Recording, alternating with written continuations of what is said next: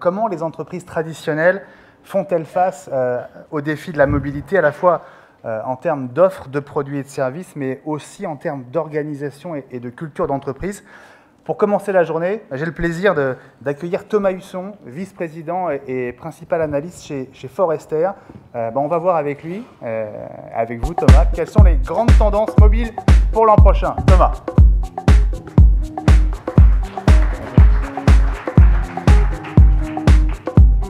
Bonjour à tous. Merci à Renaud et à la MMA de m'inviter. Alors je vais essayer d'être assez péchu en un quart d'heure pour présenter les grandes tendances 2015. Je ne vais pas forcément beaucoup bouger sur scène, contrairement d'habitude, puisque j'ai un petit souci à la jambe, comme vous allez peut-être le remarquer.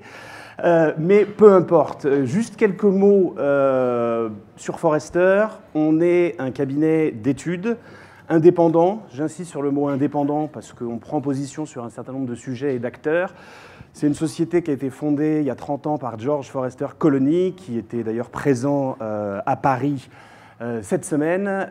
Et on n'est pas simplement un cabinet d'études, on est aussi un cabinet de conseil et on accompagne un grand nombre de nos clients sur la transformation numérique, les enjeux technologiques et digitaux. Je m'arrête là sur Forrester pour entrer dans le vif du sujet.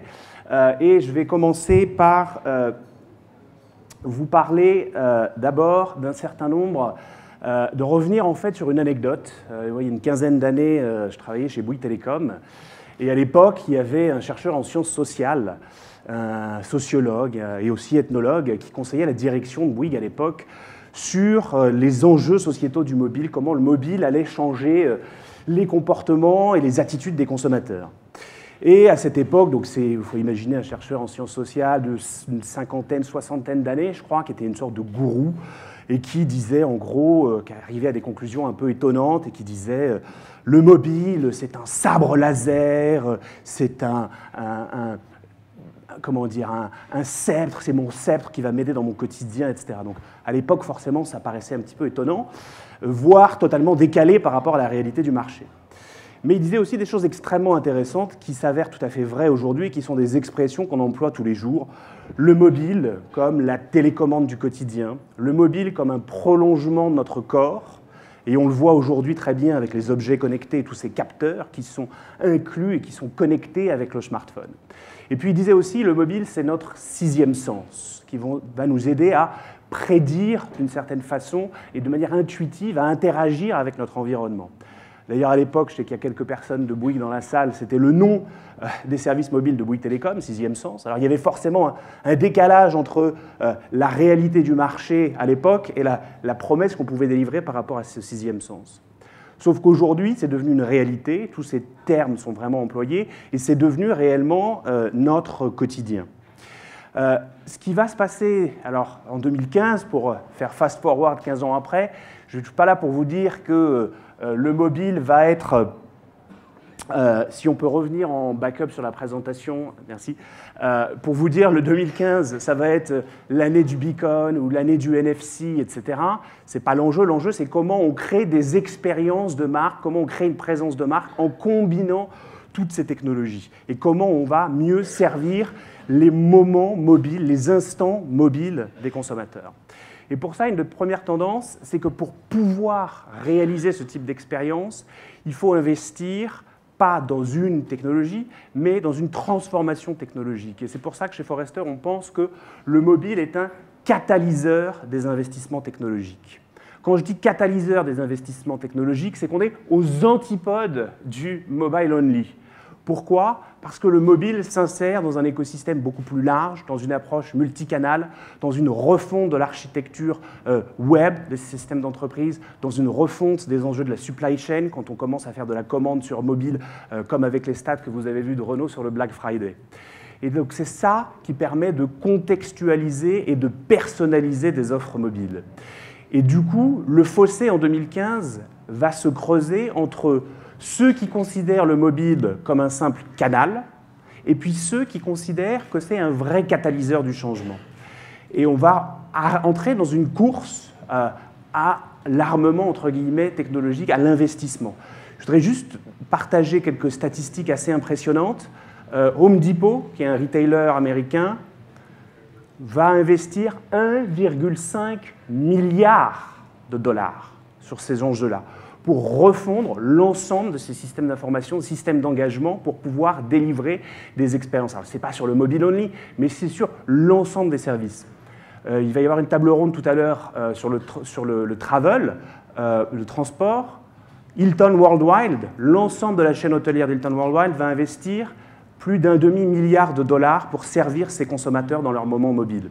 Ça inclut effectivement énormément de choses, mais quand on voit certaines entreprises françaises, y compris des entreprises globales, j'étais chez l'une d'entre elles il n'y a pas longtemps, qui a plus de 50 applications, qui est présente dans plein de pays et qui dit investir quelques millions d'euros sur le mobile, il y a un vrai problème et donc le fossé va se creuser entre les sociétés qui considèrent le mobile comme un simple canal et celles qui réellement considèrent que c'est un catalyseur du changement qui va bien évidemment au-delà du mobile comme canal. Une deuxième tendance de fond va être sur l'organisation et les processus. Aujourd'hui, dans beaucoup d'entreprises, il y a un certain nombre de personnes qui sont convaincues des enjeux de la révolution mobile. Il y a de plus en plus d'expertise, mais pas assez, pas forcément au niveau du board, au niveau des décideurs. Et bien souvent, il manque un sponsor interne, un CMO, un CEO, un patron de l'informatique, qui va justement pouvoir faire le pont entre l'ensemble des directions d'entreprise pour pouvoir mettre en œuvre, industrialiser ce type de services et d'expériences contextuelles. On estime aujourd'hui qu'il y a moins de 10% des organisations qui sont prêtes à ces enjeux mobiles, qui ont des comités de gouvernance où l'ensemble des acteurs sont représentés, qui agissent sur le mobile, où il y a un vrai sponsor interne, où il y a un changement des processus, des changements de façon de travailler. On parle beaucoup de méthode agile, mais c'est simplement essentiel de travailler de cette façon-là, et pas uniquement au sein de l'IT, au sein de l'ensemble des organisations. Et donc ça manque beaucoup. On pense que d'ici la fin de l'année 2015, il y aura peut-être un quart des sociétés qui seront prêtes à changer leur mode de fonctionnement et leur organisation. Mais on en est encore assez loin, y compris pour des sociétés qui sont déjà mobile first, entre guillemets. Je voudrais partager une autre anecdote avec vous. Il n'y a pas longtemps, on m'a demandé d'intervenir, c'est une société de gambling, un pure player online, m'a demandé d'intervenir à son meeting annuel donc de la société, donc il y avait 600-700 personnes, où il me disait « il faut absolument que tu convainques tout le monde que le mobile est une vraie révolution et qu'il faut l'utiliser au quotidien dans les usages de l'entreprise. Ne pas avoir ce réflexe de desktop. Tous les outils, les processus, la façon de penser restent desktop, alors que dans le quotidien, l'ensemble des employés, comme vous et moi, utilisent le mobile au quotidien. » Et cette société, juste pour quand même vous donner un ordre de grandeur, elle fait plus de 50% de son chiffre d'affaires sur le mobile. Donc imaginez, si le patron de la stratégie vient vous dire qu'il faut encore venir évangéliser en interne sur les enjeux organisationnels, il y a encore du chemin à faire et ça va être de plus en plus une différence entre, je ne dis pas la majorité des sociétés, mais les leaders et les autres. Troisième tendance clé, l'impact sur les modèles économiques. Le mobile altère les coûts, la structure de coûts et la structure de revenus et va bouleverser les modèles économiques de tout un tas d'industries. La santé, l'assurance, le paiement, il y a énormément de modèles qui vont être impactés parce qu'on va de plus en plus sur du pricing dynamique, sur la réconciliation de l'offre et de la demande en temps réel à travers une application, c'est ce que fait Uber et toutes ces sociétés de partage de taxis, et des tas d'autres systèmes. Et pour vous donner un ordre de grandeur des enjeux économétriques, puisque je parlais de paiement à l'instant, on parle souvent de M-Pesa au Kenya, la valeur qui transite aujourd'hui par M-Pesa, qui est utilisé par la majorité de la population kenyane, ça représente à peu près 40% du PIB kenyan. Ça ne veut pas dire que c'est 40% du PIB. En réalité, selon les économistes, c'est 3 à 4% du PIB. Mais ça veut dire qu'une grande part de la croissance en Afrique vient aussi du mobile, justement par cette capacité à réconcilier l'offre et la demande en temps réel. Et du coup, c'est vrai que ça va devenir de plus en plus intéressant de regarder ce qui se passe dans d'autres pays, en particulier dans les pays émergents, qui vont directement à la case mobile sans passer par l'infrastructure PC et l'infrastructure web. Et donc l'innovation, elle va venir de plus en plus des pays émergents. Je sais qu'on aime bien regarder ce qui se passe dans la Silicon Valley, c'est le pays du software, c'est le pays du service, il y a plein d'applications, il y a plein d'argent qui est investi dans des startups à coût de 25 millions de dollars de tickets d'entrée. La réalité, c'est que cette année, en 2015, le Brésil, la Russie et l'Afrique du Sud, 3 des BRICS, vont passer le cap de 50% de taux de pénétration de smartphones. Pas en vente, en base installée. Donc il va falloir regarder de plus en plus ce qui se passe du côté des pays émergents et pas simplement du côté de la Californie. Une autre tendance clé, pour après avoir débroussaillé un peu des tendances très macro, ça va être la logique d'expérience intégrée. Aujourd'hui, il y a, en tout cas aux États-Unis, la majorité du temps média se passe sur le mobile. On a passé le cap, le temps passé sur le mobile est plus important que le temps passé sur la télé. Ce qui est déjà en soi une stat assez impressionnante. Et 80% de ce temps se passe sur les applications. Donc du coup, tout le monde se dit, il faut que je lance, il faut que j'ai mon application de marque. Sauf que ce n'est pas aussi simple que ça, parce que quand on regarde en détail les chiffres, le web mobile est toujours extrêmement important dans une logique d'acquisition, de snacking. Sur les stats du Black Friday de tout à l'heure, 85% des transactions se font encore sur le web mobile. Donc il y a quand même des enjeux encore extrêmement forts. Et puis il faut trouver une fluidité, comment passer du web aux apps. Et puis surtout, quand je dis que 80% du temps se passe sur les apps, quand vous regardez en détail des données comportementales, et on a regardé ça sur différents pays avec des données Forrester, donc le temps réellement passé, 85% de ce temps, 85% de ce temps se passe sur 5 applications. En Angleterre, par exemple, c'est sur Facebook, WhatsApp, Gmail, eBay et Twitter. Aux États-Unis, vous pouvez remplacer par Instagram, Weather, YouTube. Donc, un temps passé extrêmement important. Donc, ça veut dire quoi? Ça veut dire que de plus en plus, il va falloir aller chercher les consommateurs là où ils sont, sur ces nouveaux carrefours d'audience. D'où, effectivement, l'explosion de la pub mobile sur Facebook et les logiques de mobile app install.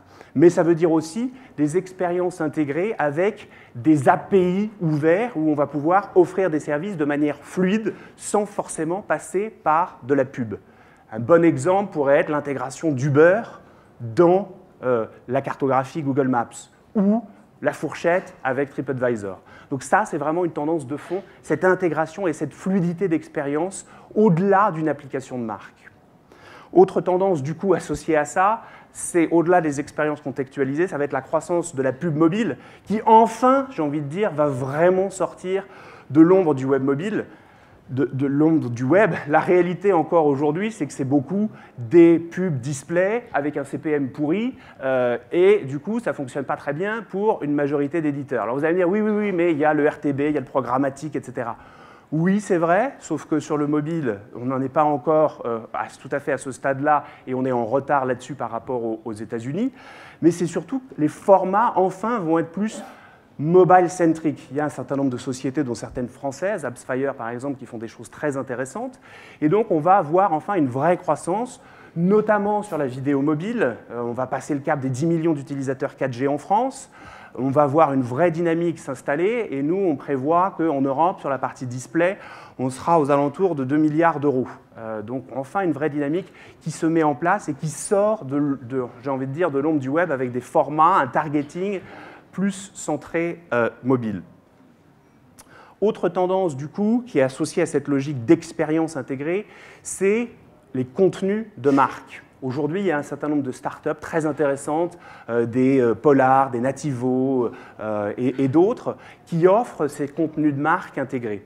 On pense que cette année, un des géants du web, Apple, Facebook, beaucoup plus certainement Google, va lancer une place de marché de contenu de marque mobile ouverte, intégrée, avec des API ouverts pour les éditeurs, les marques et les développeurs. Autre tendance, je parlais d'instant mobile au départ. On a tous des dizaines, des centaines d'interactions avec l'écran de notre smartphone chaque jour. Et donc, il faut servir les consommateurs dans ces instants mobiles, avoir une présence de marque à ce moment-là. On va passer, avec toute la vague des wearables et avec Apple Watch, qui va légitimer d'une certaine façon l'ensemble de la catégorie, à des micro-instants mobiles. C'est-à-dire que vous n'avez pas forcément besoin d'ouvrir votre smartphone, d'aller dans l'application pour avoir le service. De plus en plus, vous allez pouvoir déporter les services avec des logiques de notification, par exemple, sur d'autres écrans. Et donc, un instant mobile, typiquement, ça peut être « je vais checker sur ma montre ou sur d'autres types d'objets l'information que je recherche dans l'instant qui est le mien ». Donc, plus une logique de snacking et de micro-instant. Et donc, la façon d'aborder le sujet, c'est pas de dire il faut que je lance une app pour le wearables, pour les Apple Watch ou autres, c'est vraiment de réfléchir en quoi est-ce que je peux servir mes clients dans ces logiques de micro-instant. Si vous n'avez pas réponse à cette question, ça ne sert à rien d'aller sur les wearables et les objets connectés. Autre tendance clé, c'est la vie privée. Il y a des enjeux réglementaires, notamment en Europe, mais il y a surtout la perception consommateur. Ça va devenir de plus en plus un enjeu de différenciation pour l'expérience de marque. La capacité à respecter la vie privée. Alors je sais que, est-ce que certains d'entre vous étaient à Biarritz, à la conférence Digital Marketing One-to-One?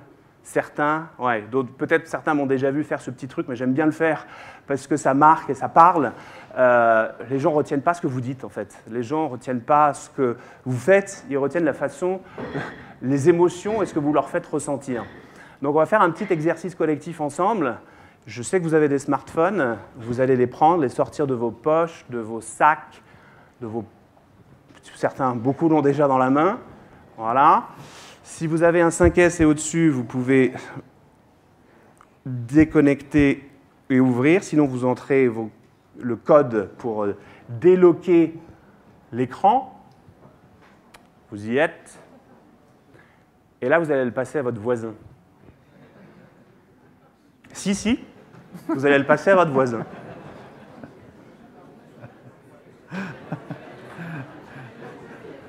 On est obligé, Thomas? Alors, ouais, on va le faire. Obligé. Vous êtes obligé. D'abord, je suis perdu. Je suis. Ah bon, bah, c'est plus le mien. J'ai déjà échangé, moi. Voilà. On va jamais retrouver notre téléphone. Bon, vous vous sentez comment? Perdu. Perdu? Ça fait bizarre, hein, on n'aime pas. C'est l'objet le plus intime avec bientôt tout ce qui est wearable, ce que l'on possède. Donc, il y a une mine d'or sur les données mobiles. Votre mobile en sait plus sur vous que n'importe qui d'autre. Les marques qui respectent la vie privée, qui sont extrêmement claires sur les données qu'elles utilisent et les données qu'elles n'utilisent pas et à quoi ça va leur servir, vont se différencier des autres. C'est une tendance qui va commencer en 2015, mais qui a déjà commencé, mais qui va s'accélérer et qui sera de plus en plus importante à l'avenir. Et pour terminer, 10e tendance, l'émergence progressive des mobile wallets. On parle beaucoup d'Apple Pay, c'est vrai, c'est un système de paiement qui est intéressant, mais pour l'instant c'est aux États-Unis, alors ok, dans 200 000 points de vente aujourd'hui contactless. Pour info, on en a autant en France, hein, donc le marché du contactless est déjà plus développé en Europe. Y a la prouesse qu'ils ont réussi, c'est d'avoir le support de l'écosystème, puisqu'ils ont aujourd'hui 500 banques qui font la promotion, entre guillemets, du bon co-marketing pour Apple, ce qui nourrit l'écosystème. Et donc Apple, à aucun moment, ne rentre sur le marché des paiements. Hein. Apple, c'est pas, en tout cas à terme, ce qui les intéresse, c'est d'avoir un petit pourcentage sur la valeur des transactions. C'est pas ça. C'est de nourrir leur écosystème et de maintenir une premium et des marges sur leurs terminaux, exactement ce qu'ils ont fait avec les apps. Mais on va aller bien évidemment au-delà de ça, puisque tout l'enjeu, c'est de combiner ça avec Passbook, avec du beacon, avec tout un tas de technologies pour ajouter de la valeur ajoutée, des services avant, pendant et après la transaction. Et donc, il va y avoir une vraie dynamique autour de ça cette année, et on va voir progressivement ces wallets se transformer en plateforme marketing, parce qu'il va y avoir une audience de plus en plus importante qui va permettre d'aller chercher les consommateurs là où ils sont, au-delà des apps de marque des différents retailers. Ça va prendre du temps, ça ne va pas se passer tout de suite, donc beaucoup de buzz aujourd'hui. Il manque encore une vraie valeur ajoutée pour le marchand pour pouvoir développer et industrialiser l'ensemble de services, mais c'est une tendance qui va se développer. Voilà, j'en ai terminé sur ces différentes tendances. Je vous remercie pour votre attention et je repasse la main pour la suite et l'introduction à la prochaine table ronde. Merci Thomas.